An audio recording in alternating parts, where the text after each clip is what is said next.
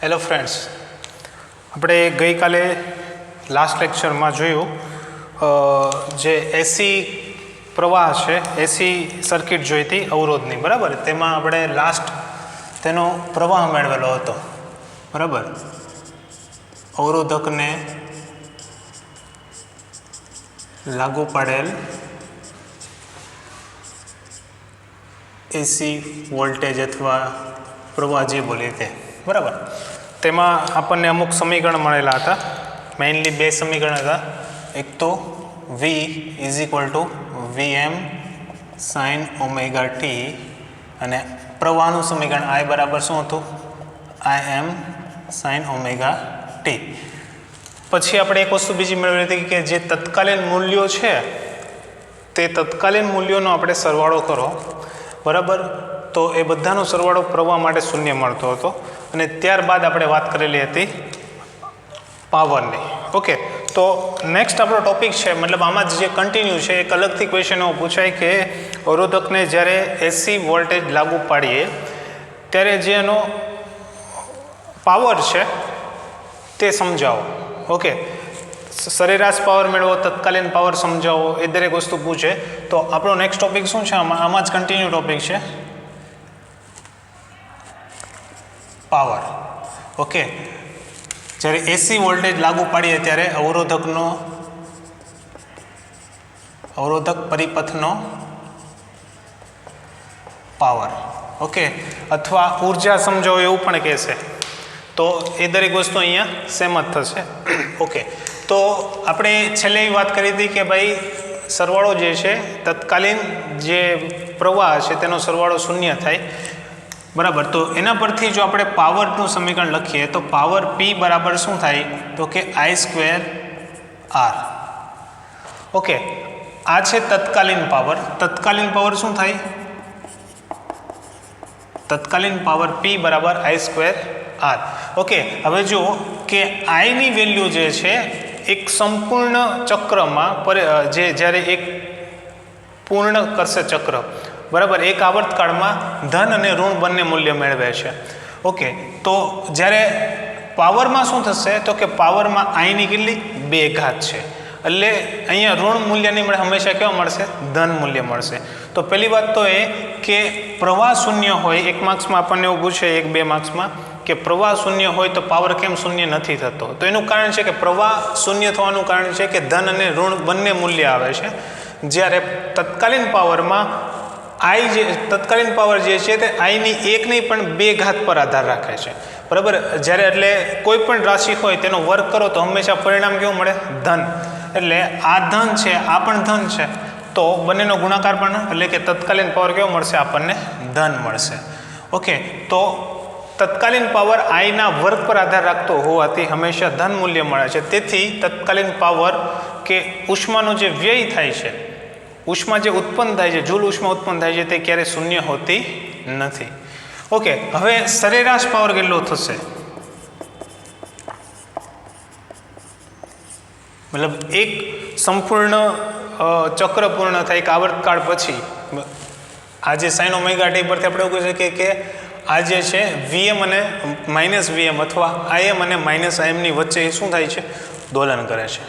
Okay, તો તત્કાલીન power માટે P બરાબર શું થાય છે? તો P બરાબર સમીકરણ મળશે I² sin² omega T. I ની જે કિંમત છે તે અહીંયા મૂકો ઇન્ટુ R. એટલે આ આપણને મળે છે IM² R sin² omega T. Okay, તો આ મળી ગયું તત્કાલીન પાવરનું આપણને સમીકરણ. હવે આના પરથી સરેરાશ પાવર મેળવવો હોય તો સરેરાશ પાવર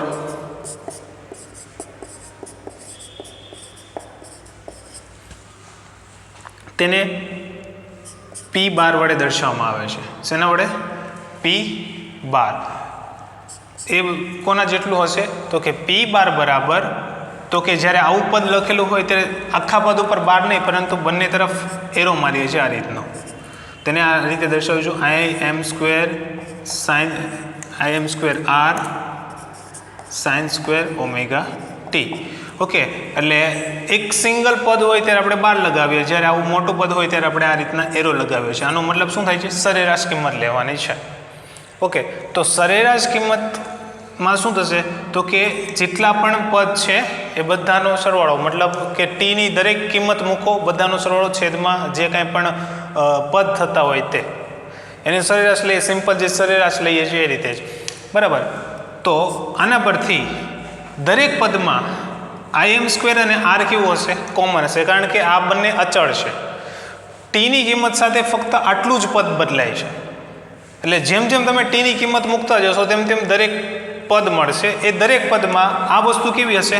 કોમન હશે. તો આપણે અહીંયા im² r એ દરેક પદમાં કોમન છે, તો સરેરાશ કિંમત કોની લેવાની? sin² ωt ની કિંમત લેવાની છે. ઓકે, આની જે સરેરાશ કિંમત હશે તેના આધારે આપણને સરેરાશ પાવર મળશે. ઓકે, તો im² r sin² ωt બરાબર શું થશે? ઓકે, આ જે સરેરાશ કિંમત છે, તો સરેરાશ કિંમત મેળવવા માટે sin² ωt જે છે તેની સરેરાશ કિંમત મેળવવાનું આપણી પાસે એક સમીકરણ છે. sin² ωt બરાબર શું થશે? તો કે sin² છે તેને આ બે ઘાત છે ને એક સિંગલ ઘાતમાં કન્વર્ટ કરો તો શું થાય? તો કે 1 - cos 2ωt/2. કઈ રીતે આવ્યું? તો આપણી પાસે એક સમીકરણ છે sin² θ બરાબર 1 - cos 2θ/2. ઓકે, તો જો sin² θ, અહીંયા થીટાની જગ્યાએ શું છે? ωt બરાબર 1 - cos 2θ, એટલે કે ωt જે થીટા છે ωt એને 2 વડે મલ્ટીપ્લાય કરે એટલે 2ωt/2. ઓકે, તો આ જે પદ છે તેમાં આપણે આની સરેરાશ કિંમત લેવાની છે. તો ફરી પાછું 1 અને 2 જે છે અચળ છે, એટલે અહીંયા આ શું થશે? તો કે sin² ωt બરાબર શું થશે? તો કે 1/2, એટલે કે આ 1/2 બહાર લઈ લીધું, અને અહીંયા 1 પણ કેવું છે? અચળ છે, એટલે દરેક પદમાં 1 કોમન નીકળશે. માઇનસ સરેરાશ કિંમત કોની લેવાની થશે? ફક્ત cos 2ωt. ફક્ત આટલા પદની જ આપણે સરેરાશ કિંમત લેવાની થશે. ઓકે, cos 2ωt ની કિંમત સરેરાશ કિંમત શું થશે? જો દરેક પદ આપણે અલગ અલગ સમજાવવાનું છે, અને વચ્ચે લખવાનું, જે લખવાનું કામ છે તે આપણે લેક્ચરના એન્ડમાં, જે લાસ્ટ લેક્ચરમાં કર્યું એ રીતે જ નોટ્સ આવી જશે. અહીંયા ફક્ત જે સ્ટેપ આવે છે તે સમજો અને કઈ રીતે આવે છે તે સમજો.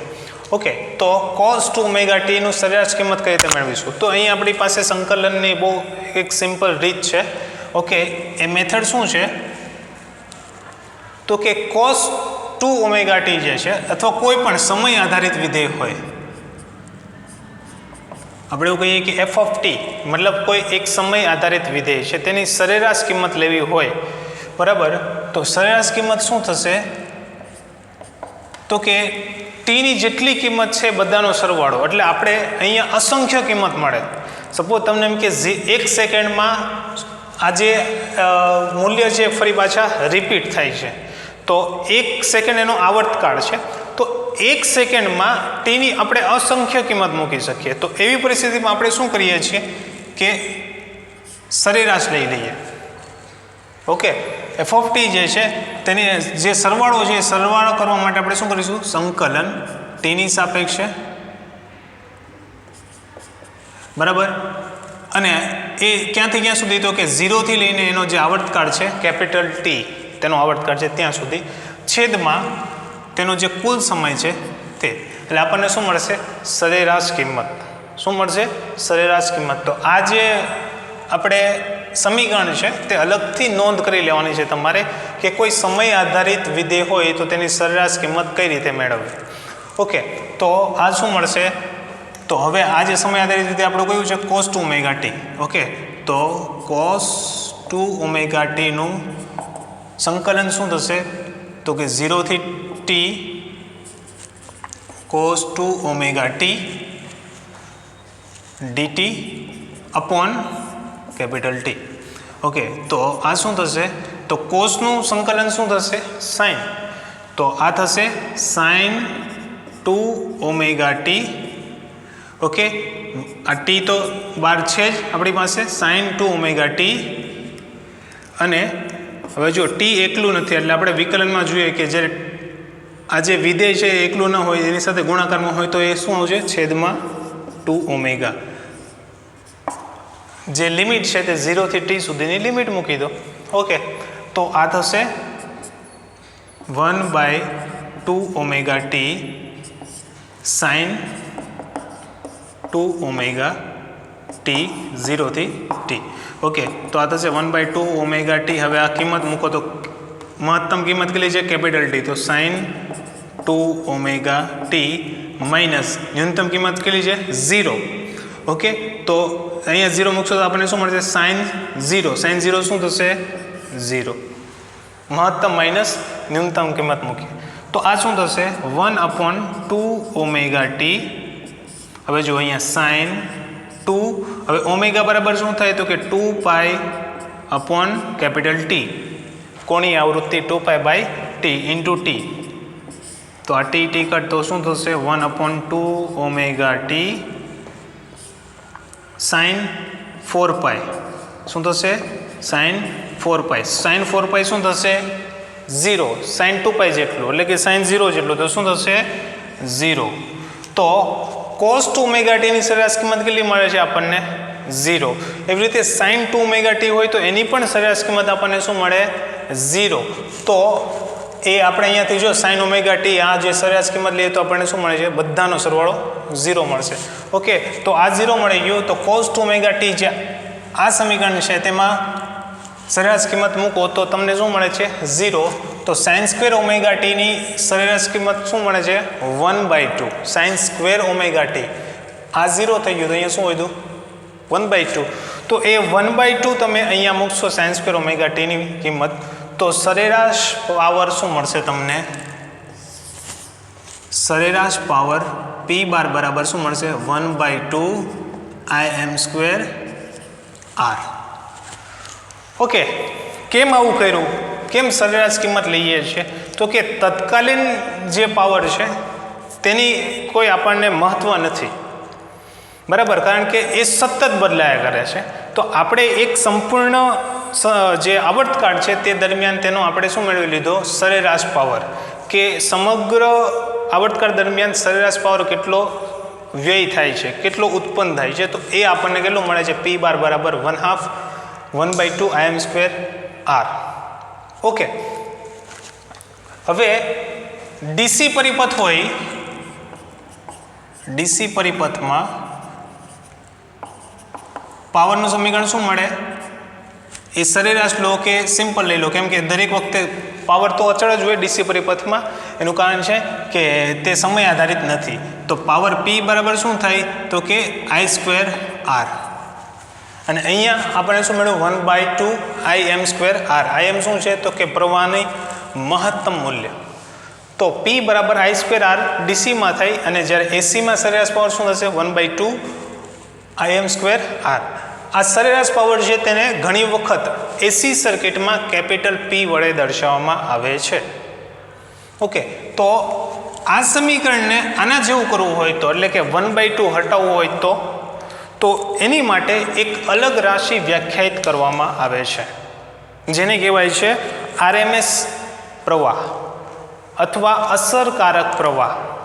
બરાબર, જે એસીમાં જે સરેરાશ પાવર મળે છે તેમાં આપણને જે સમીકરણ છે તેમાં Im વાળું પદ આવે છે.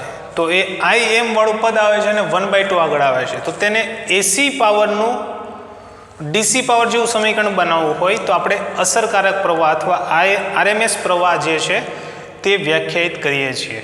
ઓકે, તો એ શું છે એ આપણે જોઈ લઈએ. આ દરેક વસ્તુ સમજાણી. આ શું કર્યું છે આપણે? તો કે પહેલાં પાવર જે છે તેનું સમીકરણ શું થાય? I² R, તત્કાલીન પાવર. તો તત્કાલીન પાવરમાં I જે છે એ શું થશે? તત્કાલીન પ્રવાહ. તે કિંમત મૂકી દઈએ અહીંયા, બરાબર. પછી આપણે આ જે પાવર છે તેનું મૂલ્ય સમય આધારિત આવે છે, તો આપણે સરેરાશ પાવર વ્યાખ્યાયિત કરીએ છીએ, જેથી કરીને એક સમગ્ર આવર્તકાળ દરમિયાન આપણને એક સરેરાશ કિંમત મળે. ઓકે, એક ફિક્સ એક્ઝેક્ટ કિંમત મળે. તો તો એ સરેરાશ પાવર માટે આપણે શું લઈએ? સરેરાશ કિંમત લઈએ. સરેરાશ કિંમતમાં જે સમય આધારિત પદ હોય તે જ બદલાશે, બરાબર. બાકીનું બધું એઝ ઇટ ઇઝ કેવું રહેશે? તો કે અચળ રહેશે. તો આપણે જે બદલાતી પદ છે તેની સરેરાશ કિંમત લઈએ તો આપણને સંકલનની મદદથી પરિણામ શું મળે છે? 0. ઓકે, આ જે છે સરેરાશ કિંમત, જે સાઇન અને કોસ વાળા જે વિધેય છે તેની સરેરાશ કિંમત મેળવવાની એક અલગ શોર્ટ ટ્રીક શું છે? બરાબર. તો એ શોર્ટ ટ્રીક એવી છે કે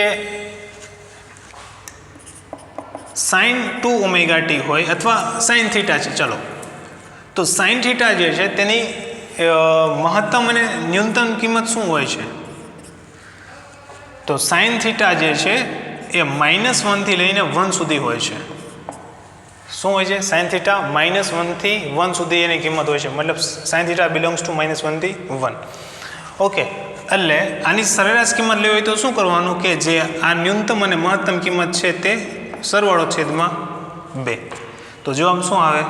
0. સાઇન થીટાની સરેરાશ કિંમત શું થશે? તો કે 0. હવે સાઇન સ્ક્વેર થીટા હોય તો શું થાય? તો કે સાઇન સ્ક્વેર થીટા હોય તો સાઇન સ્ક્વેર થીટા જે છે તેની કિંમત કેટલી હોય છે? તો કે માઇનસ વાળા જેટલા પણ મૂલ્ય છે તે બધા ધન થઈ જશે. ઓકે, એટલે -1 જે હોય તે પણ કેવું થઈ જાય? +1. તો આ 0 થી લઈને 1 સુધી જ હશે, માઇનસ વાળા પદ આવશે નહીં, કારણ કે ઘાત 2 છે. કોઈ રાશિનો વર્ગ કરો તો એ ધન પરિણામ મળે હંમેશા, એ પછી એ રાશિ ધન હોય કે ઋણ હોય. તો સાઇન સ્ક્વેર થીટા 0 થી 1 સુધી હોય તો સાઇન સ્ક્વેર થીટાની સરેરાશ કિંમત શું થશે? તો કે 0 + 1/2. તો શું થશે? 1/2. ડાયરેક્ટ આપણો જે આન્સર છે સાઇન સ્ક્વેર થીટા, આ જે સાઇન સ્ક્વેર ઓમેગા ટી છે તેની સરેરાશ કિંમત આપણને શું મળી? અહીંયા 1/2. આ તો 0 થઈ ગયું. જેવી રીતે સાઇનનું કર્યું એવી રીતે કોસનું કરી શકો, કારણ કે કોસની જે કિંમત છે કોસ થીટાની પણ -1 થી 1 હોય તો કોસ સ્ક્વેર થીટાની કિંમત શું થઈ? 0 થી 1 સુધીની થાય. તો કોસ થીટા -1 થી 1 હોય તો એની સરેરાશ કિંમત કેટલી થશે? 0. એવી રીતે કોસ સ્ક્વેર થીટાની કિંમત શું થશે? તો કે 0 + 1/2 એટલે 1/2. સમજાણું બધાને? ઓકે, તો તમે કોઈ પણ મેથડનો ઉપયોગ કરી શકો. આપણને આ જે છે તે ટેક્સ્ટબુકના જે આપણે ટોપિક છે તે નીચેના પાર્ટમાં આપેલું છે, બરાબર છે. મહત્વ શું છે? તો કે આ સરેરાશ કિંમત કેટલી આવે તે તમે કઈ મેથડથી લખો છો એ કોઈ ઇશ્યુ નથી. એટલે આપણે આ બે રીતે મેળવી શકીએ, બેમાંથી જે રીત તમને યોગ્ય લાગે તે કરી શકો છો.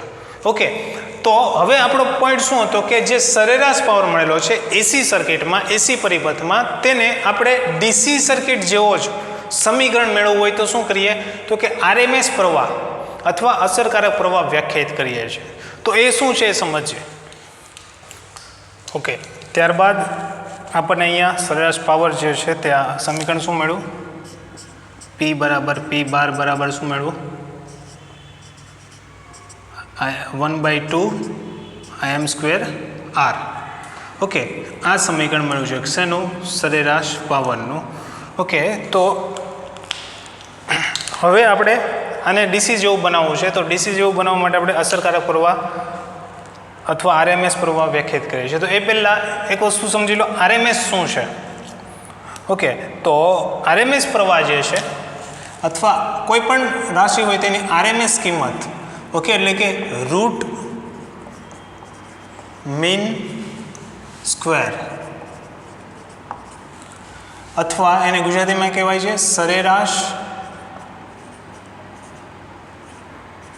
વર્ગિતનું વર્ગમૂળ.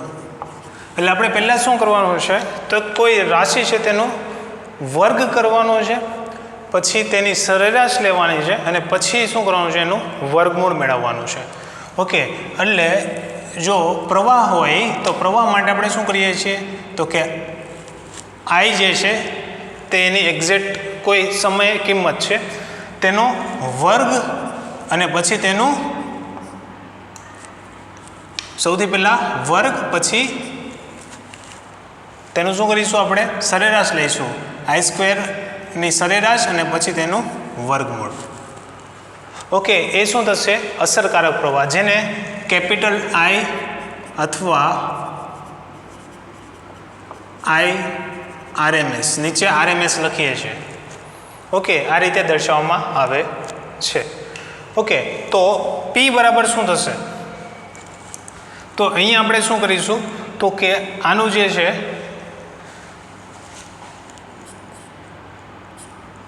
પી બરાબર જે છે તે આપણે શું કરીશું કે આની આરએમએસ કિંમત લઈએ. તો આરએમએસ કિંમત શું થશે? તો આઈ સ્ક્વેર 12 બરાબર, એટલે કે આઈ જે વર્ગ છે તેનો 12 કરીએ, એટલે કે સરેરાશ કિંમત લઈએ તો જે આપણે અહીંયા કરેલું હતું તે બરાબર. અહીંયા જો શું કર્યું છે તત્કાલીન પાવર આ થાય છે, તો અહીંયાથી આપણને શું મળે? સરેરાશ પાવર પી 12 બરાબર શું થાય છે તો કે પી 12 બરાબર આઈ સ્ક્વેર આર. ઓકે, આ શું મળ્યું આપણને? સરેરાશ કિંમત. તો અહીંયા આર અચળ હોય તો આપણે શું કરીએ છીએ? આઈ સ્ક્વેરની સરેરાશ કિંમત લઈએ અને આર એઝ ઇટ ઇઝ રાખીએ છીએ. અહીંયા એ જ કરેલું છે. જુઓ,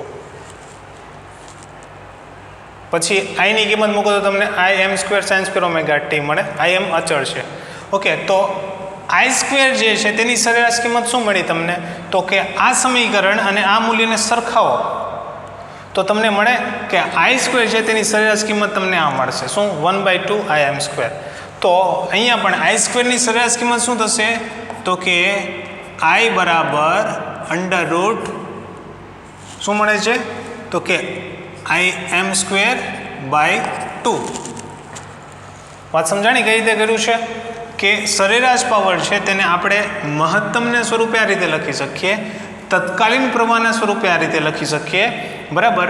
તો આ અને આ સરખાવો તો તમને 1/2 આઈ એમ સ્ક્વેર બરાબર શું મળે? તો કે આઈ સ્ક્વેરનું સરેરાશ મૂલ્ય. તો અહીંયા પણ આઈ સ્ક્વેરનું સરેરાશ મૂલ્ય શું થશે? તો કે આ 1/2 આઈ એમ સ્ક્વેર. તો આપણે આ કિંમત લખી દીધી 1/2 આઈ એમ સ્ક્વેર. તો આ શું થશે? આઈ એમ જે છે વર્ગમૂળમાંથી 12 આવશે તો આ થશે આઈ એમ બાય √2 અથવા એક્ઝેક્ટ કિંમત છે 0.707 આઈ એમ. તો આ શું થઈ ગયો? અસરકારક પ્રવાહ અથવા આરએમએસ પ્રવાહ.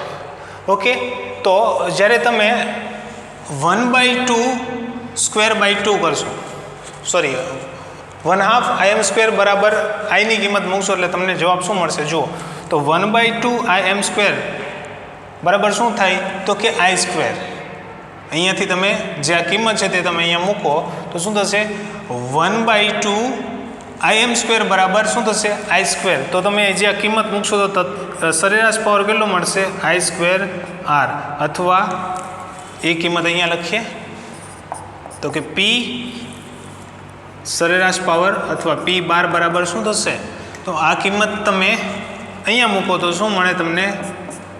આઈ આરએમએસ સ્ક્વેર આર અથવા આઈ સ્ક્વેર આર.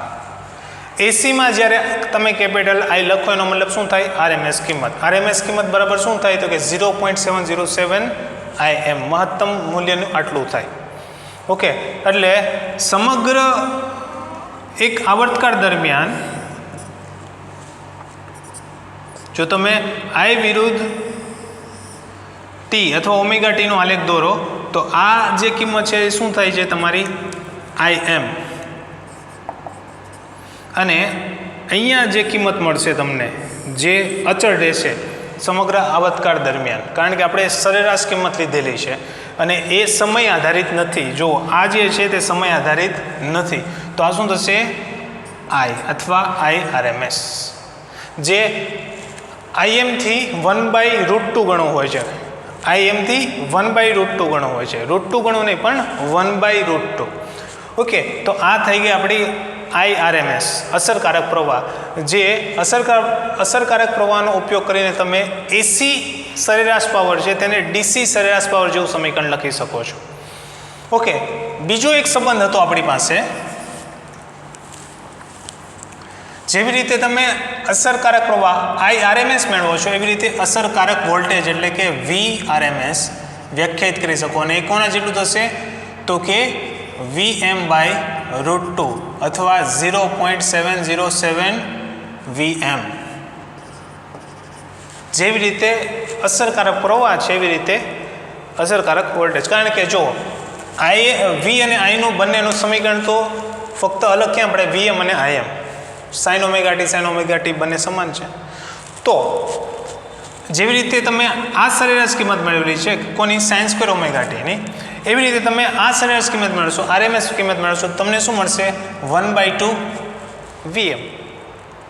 ઓકે, તો 0.707 જેમ આઈ સ્ક્વેર બાર જે છે, આઈ સ્ક્વેરની સરેરાશ કિંમત જેવી રીતે મેળવેલી છે એવી રીતે તમે વી સ્ક્વેરની સરેરાશ કિંમત મેળવશો તો તમને શું મળશે 1/2 વીએમ સ્ક્વેર. ઓકે, તો તમને VRMS તમને આ મળશે. તો એ શેના દ્વારા દર્શાવવામાં આવે છે તો કે કેપિટલ વી વડે દર્શાવવામાં અથવા VRMS લખીએ છીએ. બરાબર, જે આરએમએસ કિંમત છે, સરેરાશ કિંમત છે, બધી કેપિટલમાં આપણે દર્શાવીએ છીએ. આ વસ્તુ યાદ રાખજો. ઓકે, તો આપણી પાસે એક સંબંધ હતો કે IM બરાબર VM/R. ગઈકાલે આપણે જોયો હતો. હવે જો બંને તરફ √2 વડે ભાગી દઈએ તો IM/√2 is equal to VM/√2 into 1/R. તો આ શું થઈ ગયું, આ IRMS એટલે કે I ઇઝ ઇક્વલ ટુ આ શું થઈ ગયું V/R, અથવા આ થઈ ગયું V is equal to IR. આ શું થઈ ગયું V is equal to IR, જે આપણે જે ઓમનો નિયમ છે તેના જેવું છે. એટલે કહેવાનો મતલબ શું છે કે જ્યારે આપણે આરએમએસ કિંમત વ્યાખ્યાયિત કરીએ છીએ, સરેરાશ વર્ગિતનું વર્ગમૂળ, અસરકારક કિંમતો વ્યાખ્યાયિત કરીએ ત્યારે આપણને એસીમાં જે સમીકરણો મળે છે એ ડીસી જેવા મળે છે. તો જો એવું કંઈક થતું હોય કે આગળના જે સમીકરણો છે એઝ ઇટ ઇઝ એવા રહેતા હોય તો પછી આપણે વ્યાખ્યાયિત એ જ કરાય ને, આપણે એ જ યુઝ કરીએ ને તો આપણે ગણતરીઓ ઇઝી પડે. બદલાય શું, ફક્ત જ્યારે મહત્તમ કિંમત મેળવી હોય ત્યારે તમારે આ સમીકરણનો ઉપયોગ કરવો પડે કે V is equal to 0.707 VM અને capital I is equal to શું થશે 0.707 IM. જ્યારે તમારે મહત્તમ કિંમત મેળવવી હોય ત્યારે આરએમએસ કિંમતને √2 વડે ગુણી દો. મહત્તમ મેળવી હોય, આ મેળવી હોય તો તમે શું કરીશો, આની સાથે આ √2 નો ગુણાકાર કરી દો એટલે તમને શું મળશે મહત્તમ કિંમત. ઓકે, તો અસરકારક કિંમતો વ્યાખ્યાયિત કરવાનો આપણને આ એક ફાયદો મળે છે કે જે સમીકરણો છે વોલ્ટેજ અને પ્રવાહના સંબંધ જે છે તે, પછી પાવરનું જે સમીકરણ છે તે કોના જેવું મળે છે તો કે ડીસીમાં જે હતા તે, એટલે મતલબ આગળના ચેપ્ટર્સમાં જે હતા એવા જ સમીકરણો મળે છે. તો આપણે આ માટે અસરકારક પ્રવાહ વ્યાખ્યાયિત કરીએ છીએ. એક્ઝેક્ટ વ્યાખ્યા આપણે આની પછી લઈશું, બરાબર છે. એની પહેલાં આપણે એક ઉદાહરણ લઈ લઈએ કે આપણી જે ડે ટુ ડે લાઈફમાં જે કંઈ પણ ઇલેક્ટ્રિકલ ઉપકરણો જે છે એ યુઝ કરીએ છીએ બધામાં કોઈ તત્કાલીન કે મહત્તમ કિંમત નથી લખેલી હોતી. તમે કોઈ બલ્બ લઈ લો, બરાબર, એનો બોક્સ જોશો તો એમાં લખેલું હોય 220 વોલ્ટ 400 વોટ રેટિંગ આપેલું હોય, જેને રેટિંગ કહેવાય છે. તો 220 વોલ્ટ 400 વોટ એ બધું આપેલું છે. એ શું છે તો કે અસરકારક આરએમએસ કિંમતો છે, બરાબર, એ મહત્તમ કિંમતો હોતી નથી. એટલે જ્યારે આપણે એવું કહીએ કે આપણી ઘરે કેટલો પાવર આવે છે કે 220 વોલ્ટનો એસી પાવર આવે છે, તો એ 220 વોલ્ટ કોની કિંમત છે તો કે 220 વોલ્ટ આની કિંમત છે, આરએમએસ કિંમત છે, નહીં કે VM નથી, એ શું છે VRMS છે. ઓકે, તો જો તમને 220 વોલ્ટ આપેલો હોય, રેટિંગ આપેલું છે તમને કેટલું 220 વોલ્ટ, બરાબર, એટલે એ 220 વોલ્ટ કોની કિંમત છે તો કે આરએમએસ કિંમત છે. તો એના આધારે તમને એમ કે VM મેળવો, બરાબર. એટલે તો VM શું થશે તો કે VM બરાબર √2V. તો આ શું થશે 1.414 ઇન્ટુ 220. તો આ ગુણાકાર કરશો તો નિયરલી 311 જેવો આવે છે.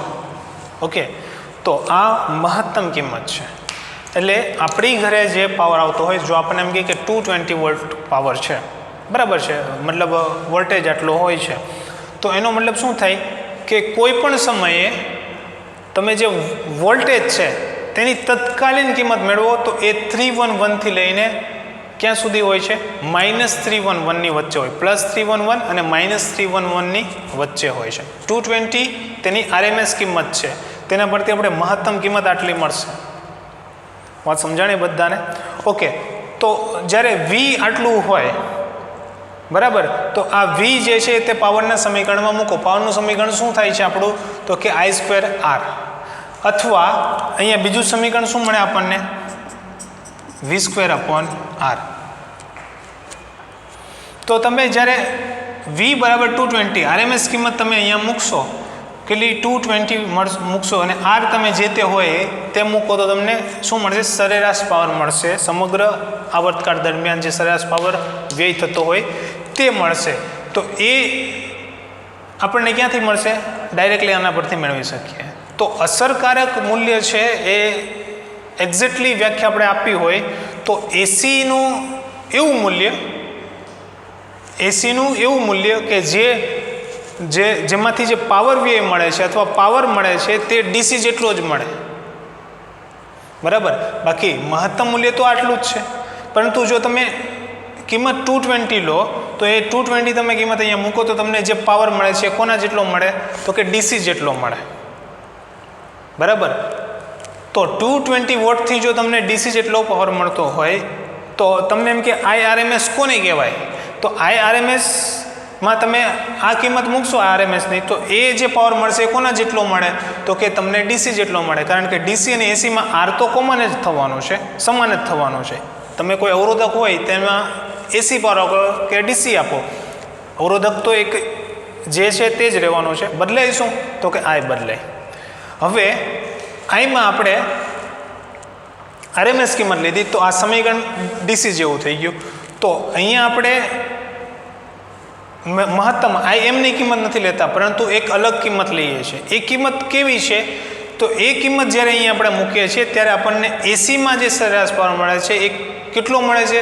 એક્ઝેક્ટલી ડીસી જેટલો. તો અસરકારક પ્રવાહની વ્યાખ્યા આપણે શું આપીએ? તો કે અસરકારક પ્રવાહ એ એવો પ્રવાહ છે જે એસીનું એવું મૂલ્ય છે જેમાં આપણને પાવર વ્યય ડીસી જેટલો જ મળે છે. વાત સમજાણી બધાને? તો અસરકારક પ્રવાહ જે છે આપણે પાવરના સમીકરણ પરથી જ મેળવેલો છે, એટલે વ્યાખ્યા પણ આપણે પાવર પરથી જ આપીએ છીએ કે અસરકારક પ્રવાહ એ એસીનું એવું મૂલ્ય છે જેમાં પાવર જે છે તે ડીસી જેટલો જ મળે છે. ઓકે, અથવા જે પ્રવાહથી એસીના જે પ્રવાહથી પાવર વ્યય અથવા પાવર ડીસી જેટલો મળે તે મૂલ્યને RMS મૂલ્ય કહેવાય છે. પ્રવાહના જે મૂલ્યથી એસીમાં પાવર ડીસી જેટલો જ મળે છે તેને શું કહેવાય છે? તો કે RMS પ્રવાહ કહેવાય છે અથવા અસરકારક પ્રવાહ કહેવાય છે. આ સમજાણી? તો ન્યુમેરિકલમાં તમને એમ કહે કે કોઈ બલ્બનું રેટિંગ 220 વોટ છે અને પાવર જે છે કેટલો છે? 100 વોટ. તો એનો મતલબ શું છે? તો કે એ બધી RMS કિંમત અને પાવર સરેરાશ કિંમત આપેલી છે. આટલી વસ્તુ યાદ રાખજો. મહત્તમ કિંમત નથી કે કોઈ તત્કાલીન કિંમત નથી. વાત સમજાણી? Okay, thank you.